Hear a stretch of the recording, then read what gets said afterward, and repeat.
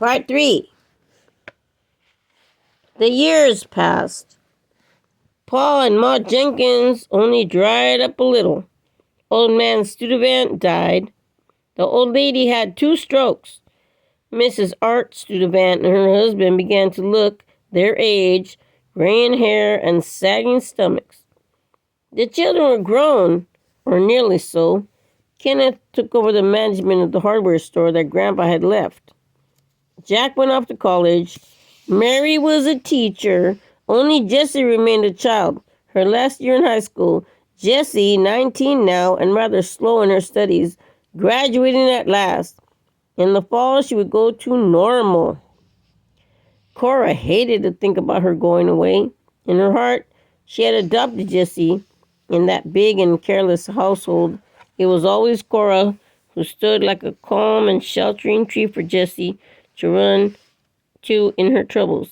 As a child, when Mrs. Art spanked her, as soon as she could, the tears still streaming, Jessie would find her way to the kitchen and Cora. At each school term's end, when Jessie had usually failed in some of her subjects, she quite often failed being a dull child. It was Cora who saw the report card first with bad marks on it. Then Cora would devise some way of breaking the news gently to the old folks.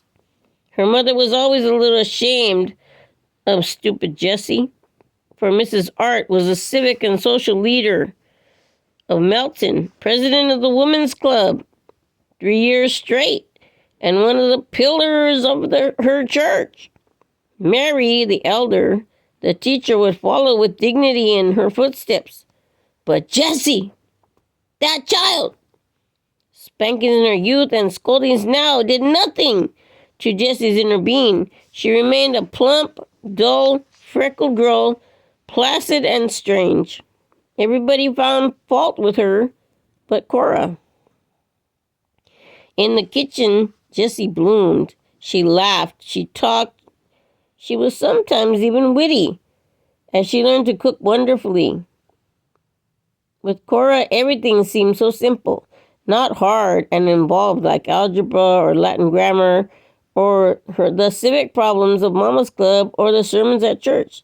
Nowhere in Melton, nor with anyone, did Jessie feel so comfortable as with Cora in the kitchen.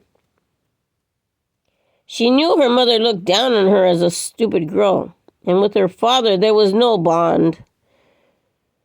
He was always too busy buying and selling to bother with the kids, and often he was off in the city. Old doddering Grandma made Jessie sleepy and sick.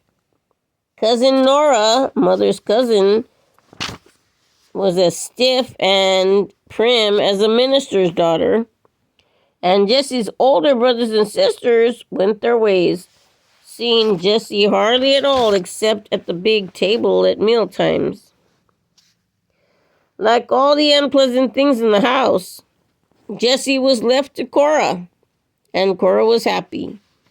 To have a child to raise, a child the same age as her Josephine would have been, gave her a purpose in life, a warmth inside herself. It was Cora who nursed and mothered and petted and loved the dull little Jessie through the years. And now Jessie was a young woman, graduating late from high school. But something had happened to Jessie. Cora knew it before Mrs. Art did. Jessie was not too stupid to have a boyfriend. She told Cora about it like a mother. She was afraid to tell Mrs. Art. Afraid. Cora said, "I'll tell her." So humble and unashamed about life. One afternoon she marched into Mrs. Art's sun porch and announced quite simply, "Jessie's going to have a baby." Cora smiled, but Mrs. Art stiffened like a bolt. Her mouth went dry. She rose like a soldier, sat down, rose again, walked straight toward the door, turned around and whispered, "What?" "Yes, ma'am, a baby," she told me, "a little child. His father is Willie Matsulos, whose folks run the ice cream stand on Main Street. She told me they want to get married, but Willie ain't here now. He know about the child." Cora would have gone on humbly and shamelessly talking about the little unborn had not Mrs. Art fallen into uncontrollable hysterics. Cousin Nora came running from the library, her glasses on a chain. Old Lady Studevant's wheelchair rolled up, doddering and shaking with excitement. Jessie came when called and red and sweating, but had to go out, for when her mother looked up from the couch and saw her, she yelled louder than ever.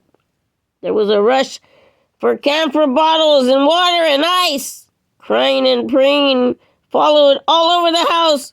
Scandalation! Oh, my Lord! Jessie was in trouble. She ain't in trouble neither, Cora insisted. No trouble having a baby you want. I had one. Shut up, Cora. Yes, ma'am. But I had one. Hush, I tell you. Yes, ma'am.